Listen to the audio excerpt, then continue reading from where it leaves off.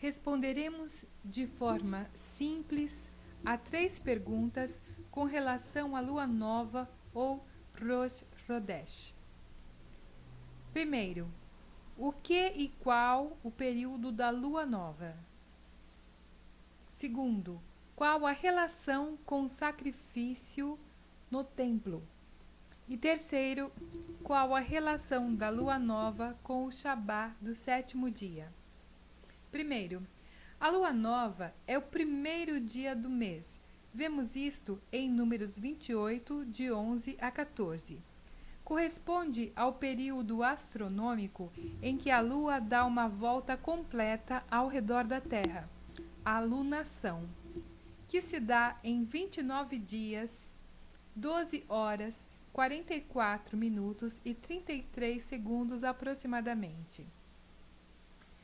As festas fixas do Eterno são chamadas Moedim no hebraico, que significa tempos sagrados.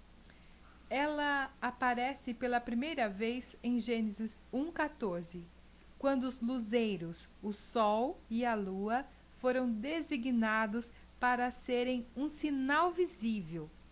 A palavra aqui é Ot, de forma que esses dias sagrados fossem identificados no céu através do sol e da lua, dos 2 luzeiros. O sol e a lua estão intimamente ligados com os tempos sagrados do Eterno, que estão descritos em Levíticos 23, na seguinte ordem: o Shabá do 7º dia, as festas do 1º mês, a festa do 3º mês e as festas do 7º mês. Primeiro, o Shabá do 7º dia é o 7º dia a partir do 1º, que é a lua nova. Segundo, nós temos as festas do 1º mês, que são no dia 14, a Pesach, ou Páscoa, nos dias 15 a 21, o Matzah, a festa dos pães ázimos. No dia 16, o Bikurim, ou primícias.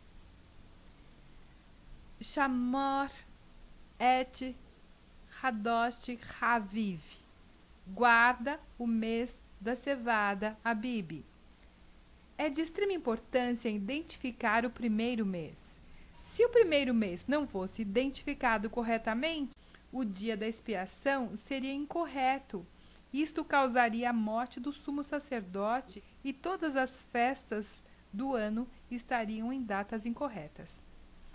O 1º mês está ligado intimamente com a estação do ano, consequentemente, o amadurecimento da cevada. Israel está no hemisfério norte.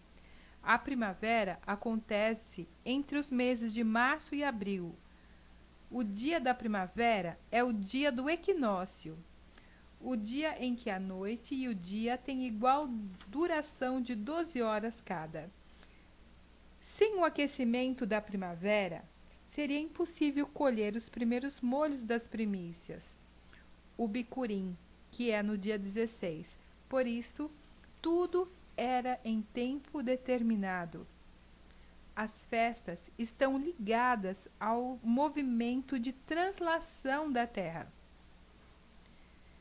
No 3º mês, o Shavuot, aconteceria a festa das semanas, ou Pentecostes, que seriam 50 dias, ou seja, 7 semanas inteiras, mais um dia da festa do 3º mês, a festa das semanas inteiras, o Shavuot.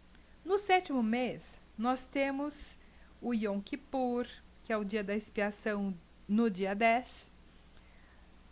Temos o Sukkot, a festa dos tabernáculos ou cabanas, entre os dias 15 e 21. E a cada 7 anos, na lua nova, temos o início e o fim do Shemitah, o ano sabático. E a cada 50 anos, o início e o fim do Yovel, os anos jubileu. Novamente, o equinócio se faz presente, marcando este mês, o dia do início do outono. Nesta festa, as colheitas haviam sido realizadas. As festas e os dias sagrados, que são chamados de Moedim, estão ligadas ao Sol nos movimentos de translação e rotação da Terra, determinando os dias e os anos. E também ligadas à Lua, nos movimentos de lunação, que determinam os meses e as semanas. As festas são sombras de eventos importantes na história da humanidade.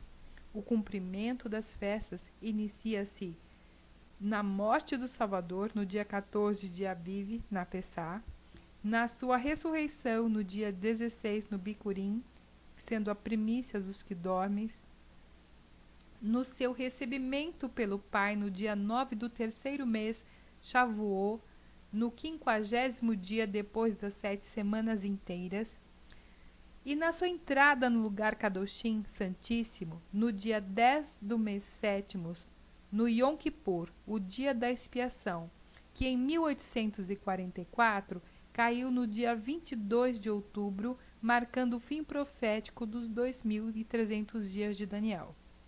Guilherme Miller só encontrou esta data por estudar o calendário dos Yahud Nazarim, os judeus nazarenos, os que observavam o verdadeiro calendário, e o encontrou então o 10º dia após a lua nova naquele ano de 1844. A lua está intimamente ligada a estas datas fixas, que a chamamos de tempos determinados. E sempre vem com a advertência: tereis cuidado, ou seja, preste atenção. Apenas a partir da lua nova eram contados os dias do mês, de modo que o dia do mês corresponde ao dia da lua, o dia como ela está posicionada no céu. Adão não tinha uma folhinha romana do Papa Gregório pendurada na árvore. Ele tinha os astros no céu para observar e contar os dias, e os meses, e os anos. Acaso se perdessem os dias, ou os meses, ou semanas, isso seria desastroso. Acarretaria, por exemplo, no tempo de Israel, na morte do sumo sacerdote, que não entraria no dia correto no lugar Kadoshim, e o descanso do Shabá não ocorreria no dia correto. Enfim, seria o caos no serviço do templo. Em Ezequiel 46, de 1 a 3, nas palavras do Altíssimo, vemos claramente como é formatada a semana e a distinção entre os dias. Assim diz o soberano Yahvé: a porta do átrio interior, que dá para o oriente, estará fechada durante os 6 dias que são de trabalho. Mas no dia de Shabá ela se abrirá, e também no dia da lua nova se abrirá. Ele, o príncipe, adorará junto ao umbral da porta e sairá, mas a porta não se fechará até a tarde, que era o pôr do sol. O povo da terra adorará a entrada da mesma porta, nos Shabá e nas luas novas, diante do soberano. Nós vemos aqui 3 dias: lua nova, Shabat e dias de trabalho, formando assim o mês e as semanas. O primeiro dia, dia 1, a porta do templo estaria aberta. A lua nova é um ote, um sinal visível, a primeira crescente quando aparece no lado do pôr do sol, logo após o pôr do sol.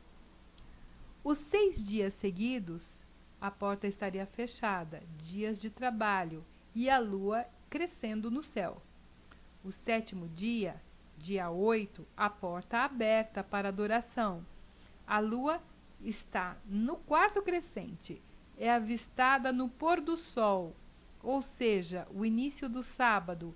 Nesse dia, ela está a zênite, em cima no céu, desenhada numa metade perfeita, um Ot, sinal visível do Shabá. Nos 6 dias seguidos, a porta estaria fechada, seriam dias de trabalho e a lua estaria crescendo no céu. No 7º dia, o 15º dia do mês, a porta se abriria para adoração. A lua está completamente cheia. É avistada no pôr do sol, nascendo do lado oriente, enquanto o sol se põe no lado do ocidente, no oeste. Está em perfeito alinhamento e é um Ot, sinal visível do Shabá.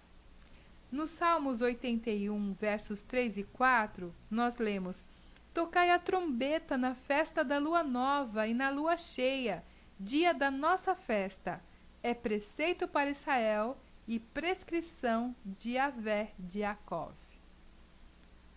Os 6 dias seguidos a esta lua cheia, a porta estaria fechada, dias de trabalho, a lua minguando no céu.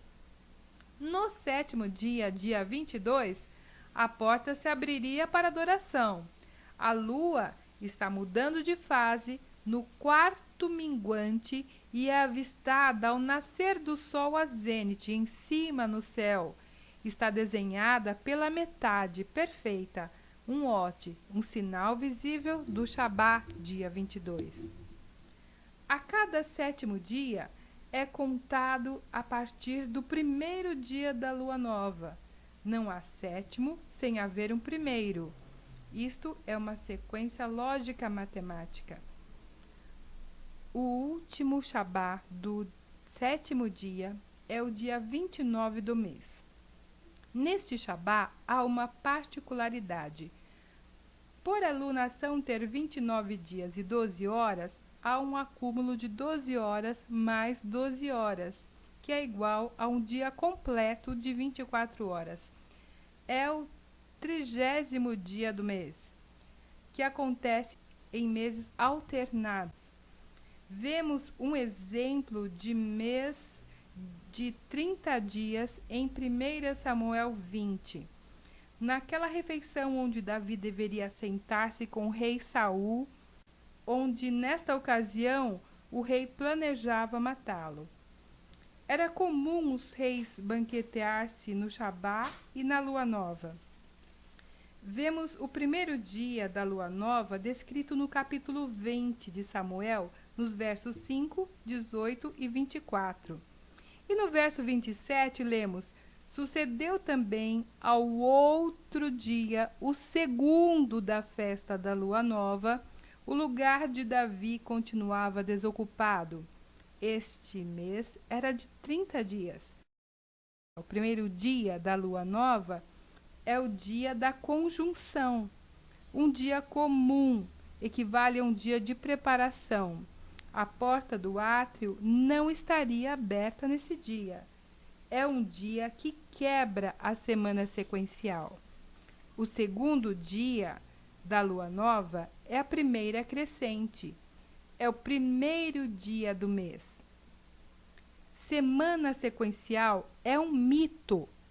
A semana sequencial só existiria caso não existisse a lua nova, o que não acontece assim na contagem do tempo das Escrituras.